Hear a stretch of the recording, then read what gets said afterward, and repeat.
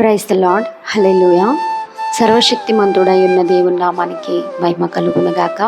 ఉదయకాల సమయంలో ప్రియ దేవుని బిడ్డలారా, ఈ వాగ్దాన సందేశాన్ని వింటున్న మీ అందరికీ మన ప్రభువును ప్రియరక్షకుడైన యేసుక్రీస్తు ప్రభువు నుండి కృపయు సమాధానమును విస్తరించునుగాక.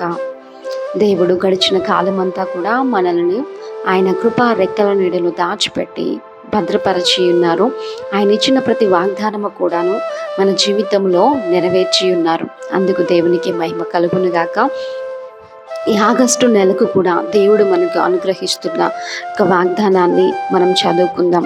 వాగ్దానం అంటే మేలులే ప్రవచించుట కాదు కానీ ప్రియ దేవుని బిడ్డలారా, రాబో సంగతులు దేవుడు మనకి బయలుపరుస్తాడు. దాన్ని బట్టి మనం ప్రార్థన చేసుకోవాలా. ఇక్కడ చూచినట్లయితే లూకా సువార్త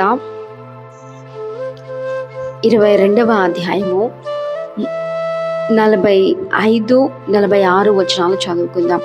ఆయన ప్రార్థన చాలించి లేచి తన శిష్యుల యొద్దకు వచ్చి వారి దుఃఖము చేత నిద్రించుట చూచి, మీరెందుకు నిద్రించుచున్నారు? శోధనలో ప్రవేశించుకుంటున్నట్లు లేచి ప్రార్థన చేయడని వారితో చెప్పెను. ఆమేన్. ఈ వాక్యం వింటున్న ప్రియ దేవుని బిడ్డలారా, దేవుడు అంటా ఉన్నాడు కదా, శోధనలోనికి ప్రవేశించుకుంటున్నట్లు మెలకువ కలిగి ప్రార్థన చేయుడి అని మాట్లాడుతూ ఉన్నాడు. దేవుడు చాలామంది చూడండి ఐహిక విచారాల వల్ల మత్తులో ఉంటారంట, తిండి మత్తులో ఉంటారంట, లేకపోతే నానా రకాలైన ఈ లోక సంబంధమైన ఆశలతో మరులు కొల్పబడిన వారై హృదయము చీకటితో అంధకారముతో నిండినదై సప్రెస్ అయిపోయిన స్థితిలో, డిప్రెస్ అయిపోయిన స్థితిలో ఉండి ప్రార్థనకు స్థలం ఇవ్వలేరు. అలాంటప్పుడు శోధనలు వెనువంట వచ్చి పడతా ఉంటాయి. అందుకే దేవుడు అంటా ఉన్నాడు కదా, ఈ ఆగస్టు అంతా కూడా జాగ్రత్తగా ఉండి మెలకువ కలిగి ప్రార్థన చేసుకోండి. మెలకువ కలిగి ప్రార్థన చేయట అంటే నిద్రపోకుండా ప్రార్థన చేయట అని కాదు ప్రియ దేవుని బిడ్డలారా.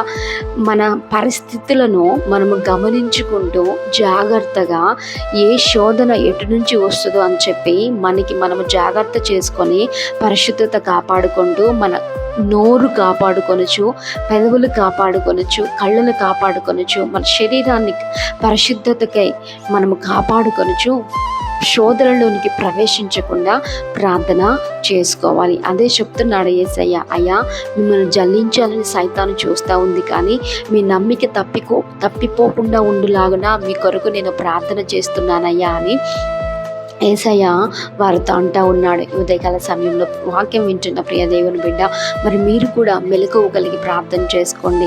ఏ శోధన రాబోతుందో తప్పించు ప్రభు అని ప్రార్థన చేసుకోండి.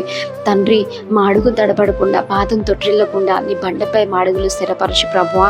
మా విశ్వాసంలో మేము సన్నగిల్లకుండా, మా విశ్వాస యాత్రలో మేము బలముగా ముందుకు సాగే కృపను దయచేయి ప్రభువా.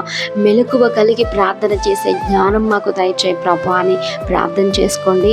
ఈ వాగ్దానం మీ ఎడల దేవుడు నెరవేర్చి ప్రార్థన ఆత్మతో నింపి ప్రతి శోధనలో నుంచి దేవుడు మేము తప్పించి ఆశీర్వదించును గాక. ఆమేన్. ఆమేన్.